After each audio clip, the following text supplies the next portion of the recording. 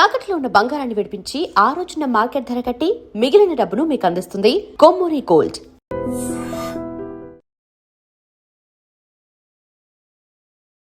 నేను ఈ ప్రపంచాన్ని 55 సంవత్సరాలు ఆర్టిస్ట్గా చూశాను.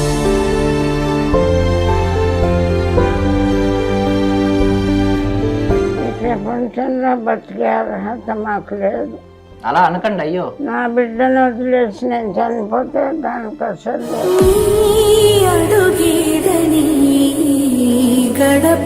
అదంతా అసలేదు. 55 సంవత్సరాలు ఆర్టిస్ట్గా బతికి ఇప్పుడు ఇలా ఆత్మహత్య తప్ప మరో దారి లేని విధంగా అయిపోయింది. ఒక ఆర్టిస్ట్ ఇలా అయిపోయింది. మనం కూడా కాపాడకపోతే ఈ ఫౌండేషన్ ఎందుకు నేను ఎందుకు అనుకొని ఉంటారు. 90% ఇంకా నడిసి లిగిసే పరిస్థితి లేదు.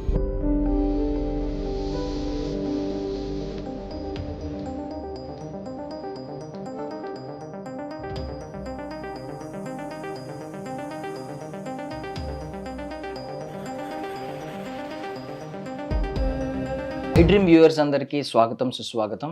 సో పావలా శ్యామల గారి జీవితం మనందరికీ తెలుసు. సుమారు 300కు పైగా సినిమాలు చేసిన ఆవిడ. నార్మల్లీ అందరూ ఏమనుకుంటారంటే సినిమా వాళ్ళ జీవితం రంగులమయం అనుకుంటారు, కానీ ఆవిడ జీవితం మొత్తం పాపం అంధకారమే మిగిలింది. ఈ టైంలో ఆవిడ ఇలా ఉండడం అంటే నేను బాధ ఏంటంటే ఇంతకు ముందు నుంచి ఆవిడ స్థితి కొంచెం దీన స్థితికి వెళ్ళడం మనందరికీ తెలుసు.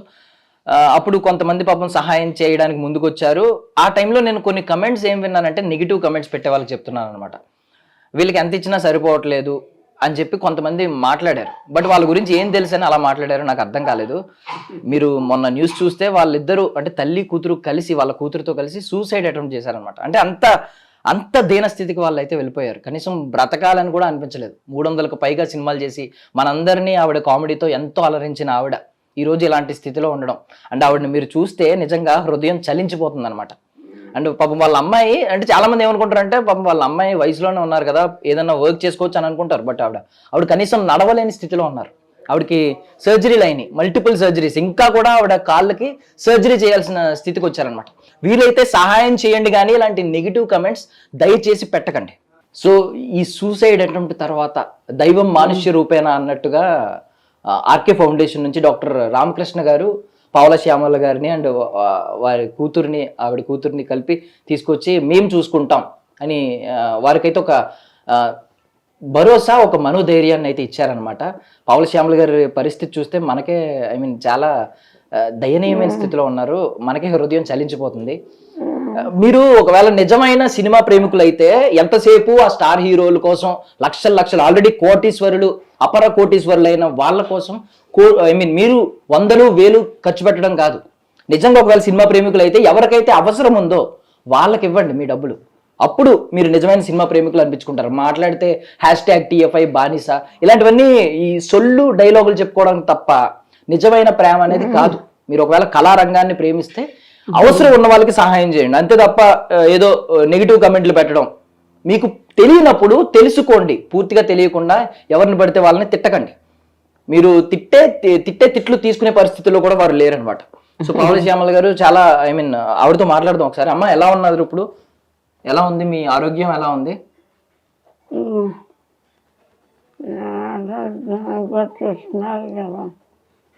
అయితే ఇవాళ ఇలా ఉందండి మీరు వచ్చిన వేళ. అమ్మ, మీరు అంటే 300కు పైగా సినిమాలు చేసిన ఆవిడ. ఇప్పటికీ మీమ్స్ లో ఇప్పటికీ మీ వీడియోలు, పాత వీడియోలన్నీ ఇప్పుడు ట్రెండ్ అవుతున్నాయి. ఇప్పటికీ మేము మిమ్మల్ని చూస్తూనే ఉన్నాం, మీ వీడియోలన్నీ వస్తూ ఉన్నాయి. కానీ మీరు ఇలాంటి స్థితిలోకి వెళ్ళడం నిజంగా మాకే చాలా బాధాకరంగా ఉంది.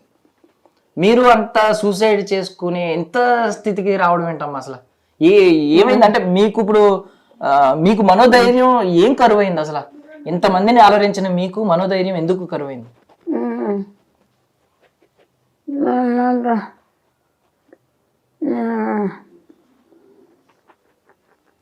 4 ఏళ్ళు అయింది బాబు ఇలా వచ్చి నాకు.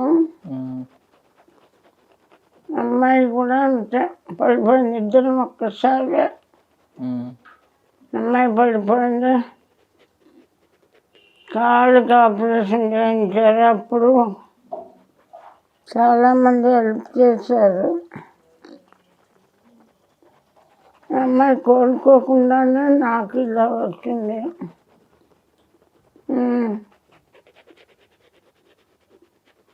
కాకపోతే అంటే నాకు ఇంత దానిలో కూడా నాకు అనిపించింది ఏంటంటే, ఐ మీన్ నా కూతురు ఏమైపోద్దో అంటున్నారు మీరు. మీరు ఈ వయసులో కూడా నా కూతురు ఏమైపోద్దో అనే బాధ, అంటే తల్లికి ఎంత ఉంటది వాళ్ళ పిల్లల మీద. అంటే మీరు నడవలేని స్థితిలో ఉన్నారు, మీరు మీ హెల్త్ ఏంటో మీకే తెలియని స్థితిలో మీరు ఉన్నారు, మీకు హార్ట్ లో హోల్స్ ఉన్నాయి. ఇలాంటి స్టేజ్ లో కూడా మీరు మీ కూతురు గురించి ఆలోచిస్తున్నారు. మొన్న ఇంటర్వ్యూ చూశాను నేను, మొట్టమొదటి మాట మీ కూతురు గురించి మాట్లాడుతున్నారు. నా కూతురు ఏమైపోద్దో అని భయం వేస్తుంది, నేను పోతే నా కూతురు ఏమైపోద్దో అని. అలా తల్లి ప్రేమ ఎంత ఎంత బాగుంటుందని ఇప్పుడు అర్థమవుతుంది అన్నమాట కొన్ని కొన్ని ఇలాంటివి చూస్తుంటే. మీ కూతురు ఖచ్చితంగా నయం అవుతుంది, ఖచ్చితంగా నయం అవుతుంది, మీరైతే టెన్షన్ పడకండి. అండ్ నిజంగా మీరు మమ్మల్ని చాలా అలరించారమ్మా. మీరు నవ్వుతూ ఉండాలి, మీరు తిరిగి కోలుకోవాలని కూడా కోరుకుంటున్నాం. ఒకవేళ కోలుకుని మళ్ళీ సినిమాల్లోకి రావాలని ఉందా మీకు? ఏదో ఒక చిన్న క్యారెక్టర్ అయినా సినిమాల్లో చెయ్యాలి. మీరు ఇందాక చాలా బాగా మాట్లాడారు బాబు. మీరు ఫస్ట్ మాట్లాడింది చాలా బాగుంది.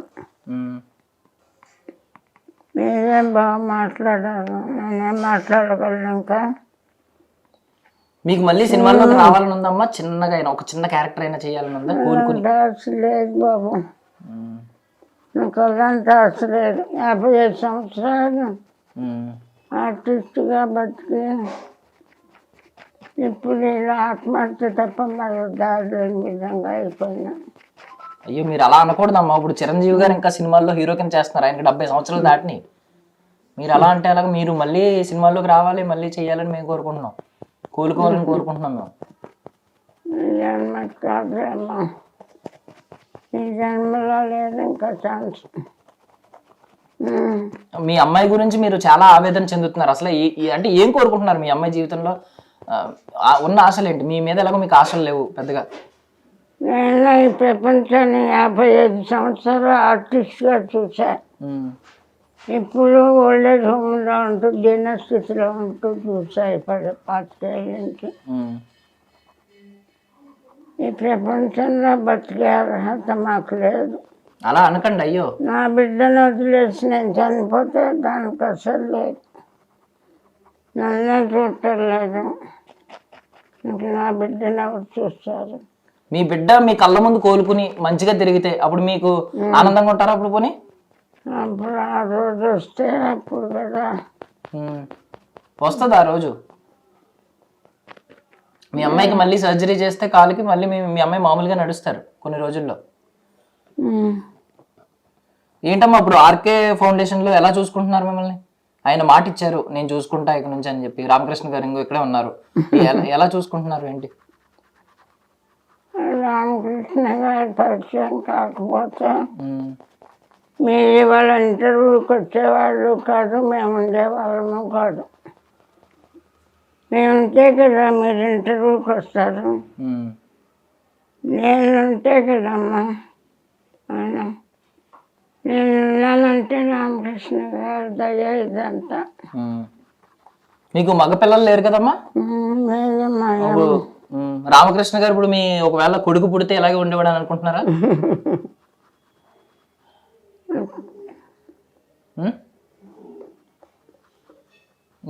మీకు అబ్బాయి లేడు ఆయన అంటున్నాడు, మా అమ్మాయి అని అంటున్నారు ఆయన.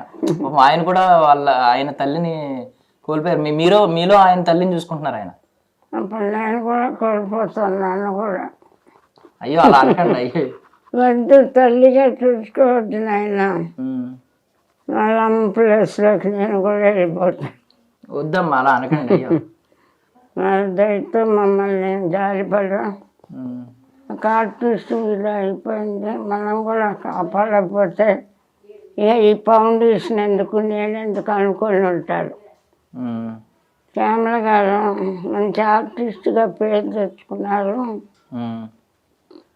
తల్లి కూతురు నిస్సహాయ స్థితిలో బతకలేమనుకొని చచ్చిపోవాలనుకుంటున్నారు.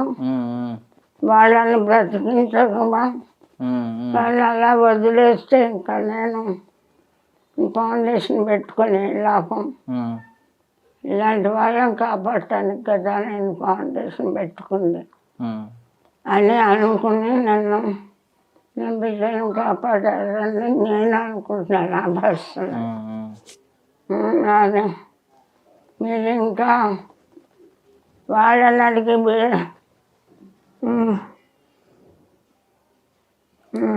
సరే పోనీ మీకు జీవితంలో ఏం కోరికలు మిగిలి ఉన్నాయి అసలు మీరు అది చెప్పండి పోనీ. కోరికలు చెప్పేంత గొప్పదాన్ని కాదు, తీర్చేంత గొప్పదాన్ని కాదు నాయన.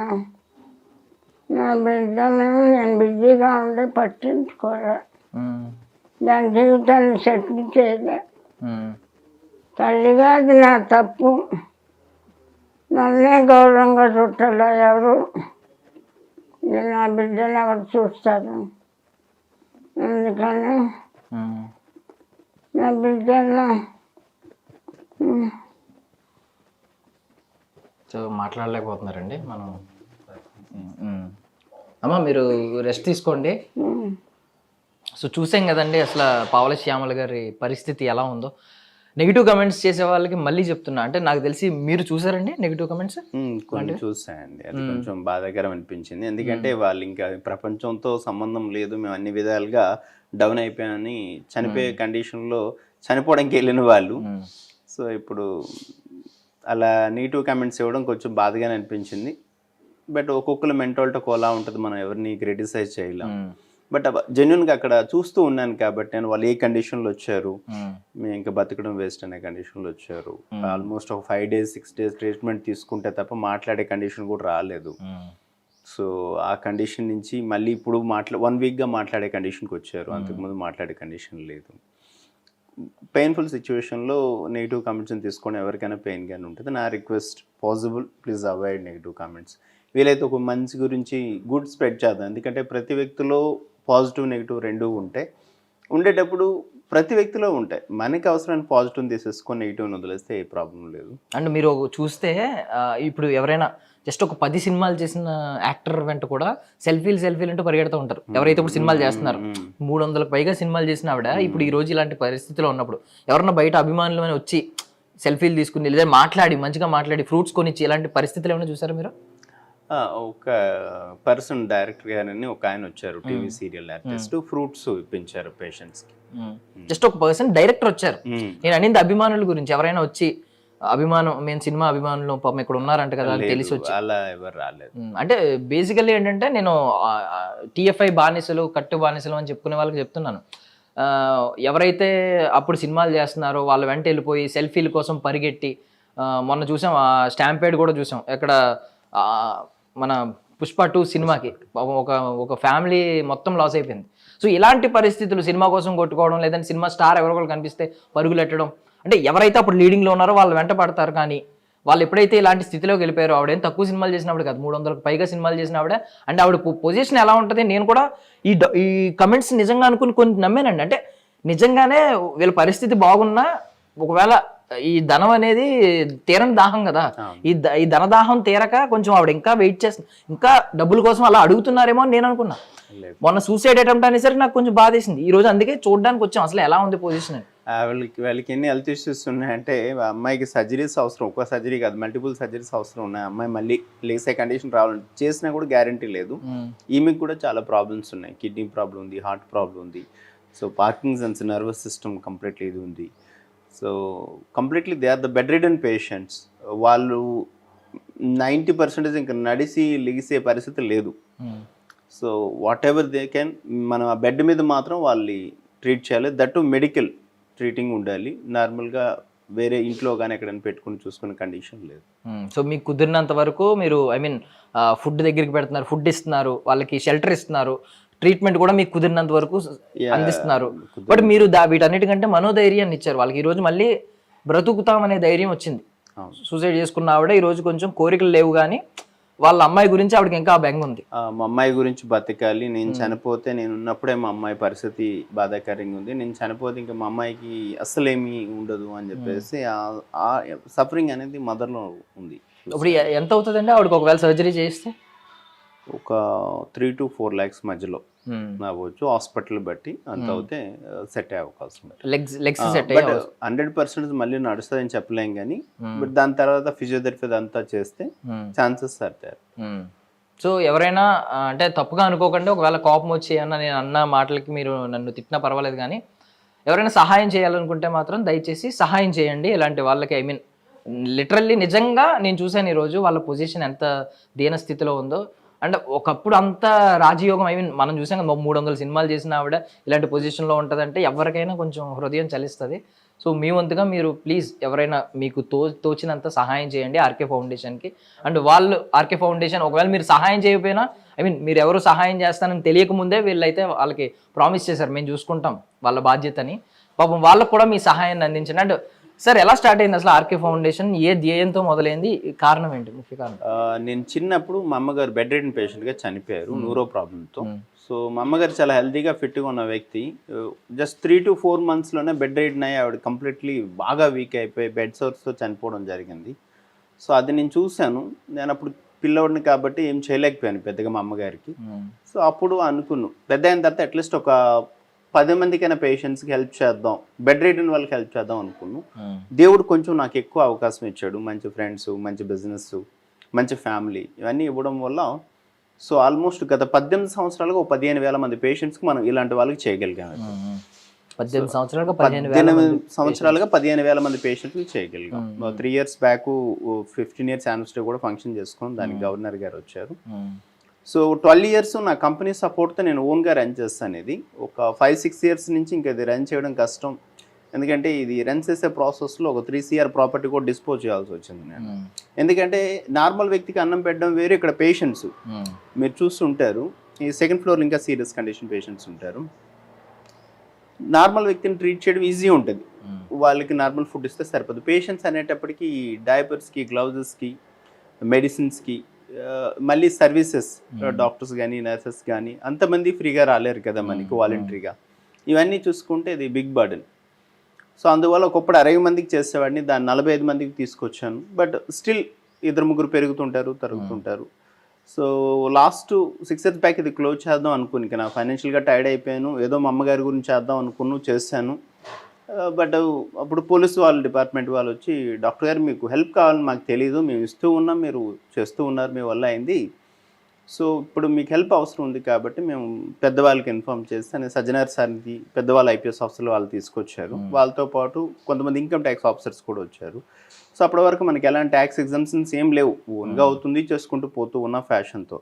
రామకోటయ్య సార్ని ఇన్కమ్ ట్యాక్స్ కమిషనర్ ఆయన వచ్చి, ఆయన మొత్తం మనకు పర్మిషన్స్ అన్నీ ఇప్పించి ఒక ఆఫీసర్ని పెట్టి, ఆయనే కమిషనర్లు అందరి దగ్గర నుంచి కూడా ఎవ్రీ మంత్ కొంత అమౌంట్ మనకు వచ్చేటట్టు, పోలీస్ డిపార్ట్మెంట్ నుంచి కూడా, అలాగే సజ్జనార్ సార్ ఎవరైతే ఉన్నారో అప్పటి నుంచి కూడా మనకి ఆయన మెయిన్ సపోర్ట్. ఆయన కూడా కింద ఆఫీసర్స్ని మోటివేట్ చేసి, మీరు పేషెంట్ పంపించడమే కాదు, పేషెంట్లతో పాటు మనం హెల్ప్ కూడా చేద్దాం, ఆర్కేకి హెల్ప్ అవసరం ఉంది అని చెప్పేసి. ఆల్మోస్ట్ కరోనా టైంలో అయితే యూజువల్గా పేషెంట్స్ని ACP గారు వీళ్ళు పంపించారు 11 o'clockకి. అలా అప్పుడప్పుడు ఒక్కొక్కరు తీసుకొస్తుంటారు, ఎందుకంటే ఇక్కడ పేషెంట్లకి ఒక బెడ్ చనిపోతే ఇంకో పేషెంట్కి ఖాళీ అవుద్ది ఆ బెడ్ అనేది. కానీ కరోనా టైంలో జీపుల్లో తీసుకొచ్చేవాళ్ళు, దగ్గర రోజుకి 10 మంది, 12 మంది, 15 మంది అలా. ఇక్కడ దించేలోపు కూడా చనిపోయేవాళ్ళు SPOT. అప్పుడు కంప్లీట్లీ హెవీ ఉండే కరోనా. సో కొంతమందిని మనం సేవ్ చేయగలిగాం. అప్పుడు సజ్జనార్ గారు ఆల్మోస్ట్ 1కి 2కి కూడా కాల్ చేసేవాళ్ళు, డాక్టర్ గారు ఎలా ఉన్నారు, ఏంటి, మీకు ఏం కావాలి, నేను పంపిస్తానని చెప్పేసి. సో ఇవేవైతే చైర్స్ ఉన్నాయో ఇవే మాకు ICU బెడ్స్, ఎందుకంటే పైన అంతా కూడా ఫుల్ అయిపోయింది. So whatever we can, so we are there to support. But ఇప్పుడు వీళ్ళకి స్టిల్ ఏదైతే హెల్ప్ అవసరం అవుతుంది ఈ ఫౌండేషన్కి, అది ఒక 60 to 70% రీచ్ అవ్వగలుగుతాను.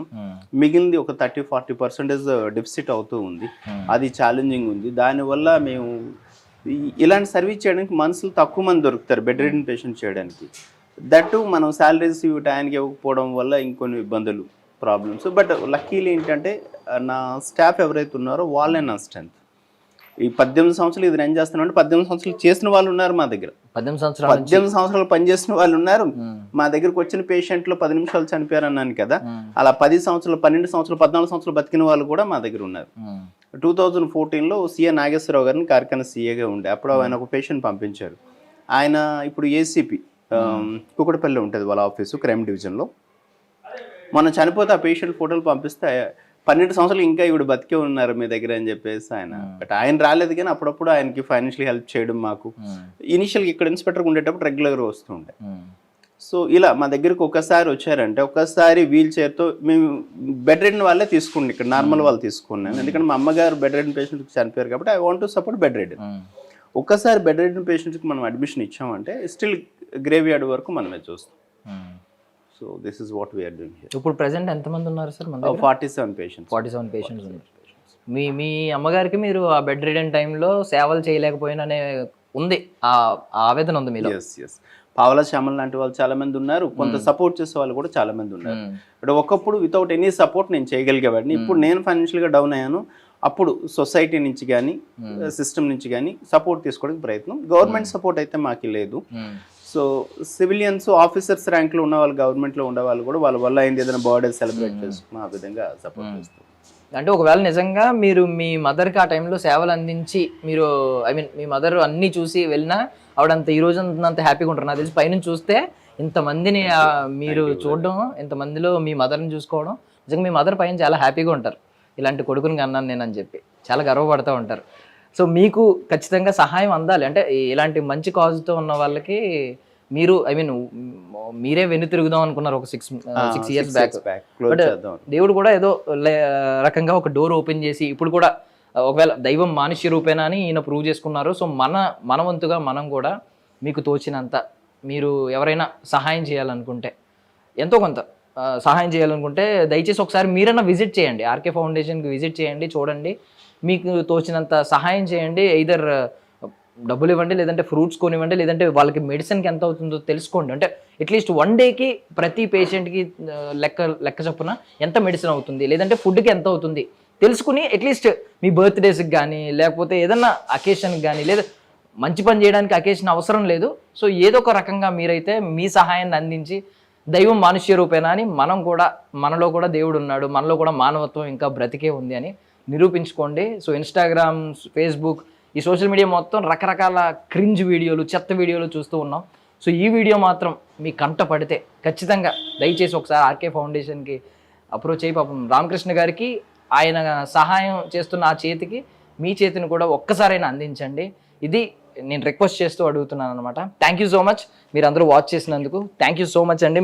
మీ సేవా గుణం ఇంకా ముందుకు వెళ్ళాలని మీరు దయచేసి ఈ ఆర్కే ఫౌండేషన్ ఇంకా ఎక్కువ మందికి సహాయం కల్పించాలని వారి ఎండింగ్ ఏదైనా ఒక లైన్ ఉంటుందండి. అంటే స్టార్టింగ్ ఎంత బాగుంది అనేది కాదు, ఎండింగ్ ఎంత బాగుంది అనేది ముఖ్యమని. ఈవెన్ సినిమాలో కూడా మనకి క్లైమాక్స్ నచ్చకపోతే సినిమా బాగాలేదని చెప్తాం. టాక్ స్టార్టింగ్ హీరో ఎలివేషన్ ఎలా ఉన్నా, హీరో ఇంట్రొడక్షన్ ఎలా ఉన్నా అవసరం లేదు, క్లైమాక్స్ సాటిస్ఫాక్షన్ ఇవ్వాలి. సో అలాగే జీవితం ముగింపు దశలో మీరు చూస్తున్నారు వాళ్ళని. నిజంగా మిమ్మల్ని మెచ్చుకోవాల్సిన, ప్రతి ఒక్కరు మెచ్చుకోవాల్సిన పని మీరు చేస్తున్నారు కాబట్టి ఖచ్చితంగా మీకు సహాయం అందాలని నేను మనస్ఫూర్తిగా కోరుకుంటున్నానండి. సో రామకృష్ణ గారు మీరేమన్నారంటే బెడ్ రిడెన్ పేషెంట్స్ అందరినీ నేను చూసుకుంటాను అని అన్నారు. సో నాకు ఈ పేషెంట్ ఒక్కడిని చూసినప్పుడు కొంచెం డౌట్ వచ్చింది. అంటే మిగిలిన వాళ్ళందరూ పాపం బెడ్ రిడెన్, వాళ్ళకి పాపం యూరినరీ ప్యాకెట్స్ కూడా ఉన్నాయి, బ్యాగ్స్ అవి ఉన్నాయి. బట్ ఈవిడ కొంచెం నడవగలిగిన స్థితిలో ఉన్నారు, యంగ్ గా ఉన్నారు. సో ఈవిడ ఏంటి పొజిషన్ ఏంటి, ఈవిడని ఎందుకు? యూజువల్గా ఈవిడ 4 years back Secunderabad railway station దగ్గర డే అండ్ నైట్ ఉండిపోయారు ఒక 3 days. 3 days ఉండిపోతే అక్కడ సివిలియన్స్ తీసుకొచ్చారు.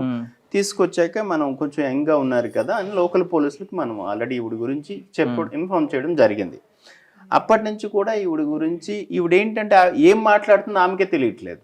గుజరాత్ అంటారు, మళ్ళీ ఎక్కడో కరీంనగర్ అంటారు, డిఫరెంట్ పోలీస్ ఆఫీసర్స్ వచ్చి చాలాసార్లు ఆవిడతో కౌన్సిలింగ్ చేసి మాట్లాడి చూసారు. ఎందుకంటే మిగిలిన వాళ్ళు బెడ్ రిడెన్ వాళ్ళు వెళ్ళే పరిస్థితి లేదు, వెళ్ళలేరు. కాబట్టి ఈవిడ కొంచెం ఏజ్లో ఉన్నారు కాబట్టి వాళ్ళ ఫ్యామిలీని ఎవరైనా గుర్తుపట్టి వెళ్ళిపోగలిగితే సో ఈమెకి హెల్ప్ అవుద్ది, వాళ్ళకి హెల్ప్ అవుద్ది. సో ఒక్కసారి ఈవిడ గురించి సో మేబీ ఆవిడ పాస్ట్ మనకు తెలియదు కానీ ఏదో ఆ ట్రామా వల్ల ఏదో డిస్టర్బ్ అయ్యారు మెంటల్లీ, దానివల్ల సరిగ్గా చెప్పలేకపోతున్నారు ఆవిడ ఏంటని. True, that is. సో అంత్యక్రియల వరకు చూసుకుంటాను ముగింపు దశలో ఆయన అన్నారు. మాట వరుస కన్నా మాట కాదు. ఇదిగోండి ఇక్కడ ఫ్రీజర్ ఉందన్నమాట. సార్ ఏంటి ఫ్రీజర్, ఎందుకు అసలు వీళ్ళకి ఫ్రీజర్? మన దగ్గరకు వచ్చే వాళ్ళు పేషెంట్స్ని ఎవరైతే పోలీసులు తీసుకొస్తారో వాళ్ళు ఖచ్చితంగా మనమే క్రిమేషన్ చేయాల్సి ఉంటుంది. కానీ కొంతమంది ఉంటారు, అంటే మన దగ్గర ఉన్న పేషెంట్స్లో 50% వాళ్ళ పేరెంట్స్ ఉన్న వాళ్ళే. అందులో ఒక ఆయన అయితే రాజమౌళి అని చెప్పేసి ఒకప్పుడు బాగా బతికిన వ్యక్తి, 2 కొడుకులు కూడా ఉన్నారు ఆయనకి. ఒక 2 కోట్ల ఆస్తి 2 కొడుకులకి ఇచ్చేసిన తర్వాత వాళ్ళు చూడడానికి రాక చాలా సంవత్సరాలు అయింది. సో ఇలాంటి వాళ్ళు ఏంటంటే ఎప్పుడైనా చనిపోయినప్పుడు ఒక 2 days మేము బాడీని పెట్టి వాళ్ళకి కాల్ చేస్తాం. సో ఇలా చనిపోయారు, సో మీరు లాస్ట్ విష్గా వచ్చి చూసి తీసుకెళ్ళండి బాడీని అని చెప్పేసి. సో కొంతమంది వస్తారు, కొంతమంది రారు. బట్ కొంతమంది వచ్చేటప్పుడు మాకు హెల్ప్ కూడా చేస్తారు, సో ఫైనాన్షియల్గా కానీ ఏదైనా. సో దానికోసం ఇది ఎక్కడైనా ఉండేవాళ్ళు వచ్చేలోపు, సో మేము ఈవెన్ పోలీస్ వాళ్ళ ద్వారా వచ్చే వాళ్ళకి కూడా ఇన్ఫామ్ చేస్తాం, ఫైనల్గా దొరుకుతారేమో చూడండి, ఎవరైనా ట్రేస్ అవుట్ అవుతారేమో, మనం బాడీని హ్యాండ్ ఓవర్ చేద్దామని. సో కొన్నిసార్లు అవుద్ది, కొన్నిసార్లు కాదు. సో ఒకసారి వీల్ చైర్ మీద ఒక పేషెంట్ వచ్చారంటే సో ఎండ్ టు ఎండ్ మనం ఇక్కడ. ఇప్పుడు పావలా శ్యామల గారికి ఎవరైనా సినీ, ఐ మీన్ బికాజ్ ఆవిడ 300 పైగా సినిమాలు చేశారు కాబట్టి సినీ ఇండస్ట్రీ నుంచి ఎవరైనా ఇక్కడికి వచ్చి ఒకసారి ఆవిడ కండిషన్ చూసి ఎంతో కొంత సహాయం చేస్తే బాగుండు అని మీకు ఏమైనా అనిపించిందా? కరెక్ట్, ఎందుకంటే ఖచ్చితంగా దే ఆర్ డిజర్వ్. చాలా బాగా బతికిన వ్యక్తి, ఒకప్పుడు చాలా సినిమాలు చేస్తున్న వ్యక్తి. సో వాళ్ళు ఏంటంటే ఇక్కడికి వచ్చిన తర్వాత వాళ్ళకి అర్థమైంది ఏంటంటే మేమే కాదు ఇక్కడ చాలామంది పేషెంట్స్ ఉన్నారు అని. ఇంతకుముందు వాళ్ళు ఉన్న సెంటర్లో డబ్బులు కట్టాల్సి వచ్చేదంట వాళ్ళకి. జనరల్గా ఇది అలాగే అనుకుంటారు, ఇనిషియల్గా అడగరు, తర్వాత అడుగుతారేమో అనుకుంటారంట. బట్ వాళ్ళు వచ్చిన 10 డేస్కి వాళ్ళు రియలైజ్ అయింది ఏంటంటే మేమే కాదు మాలాంటి వాళ్ళు ఇంకా చాలామంది ఉన్నారు. సో మేము మీకు భారం కాకూడదు, మా వల్ల అయినా ఎవరైనా వచ్చేదాన్ని ఇస్తే అది మాకు హెల్ప్ అవుద్ది, అట్ ద సేమ్ టైం ఫౌండేషన్కి హెల్ప్ అవుద్ది అని చెప్పేసి వాళ్ళు చెప్పడం జరిగింది. కానీ బట్ ఇంతవరకు నాకైతే ఎవరి నుంచి కాల్స్ రాలేదు. థ్యాంక్ యూ రామకృష్ణ గారు, థ్యాంక్ యూ.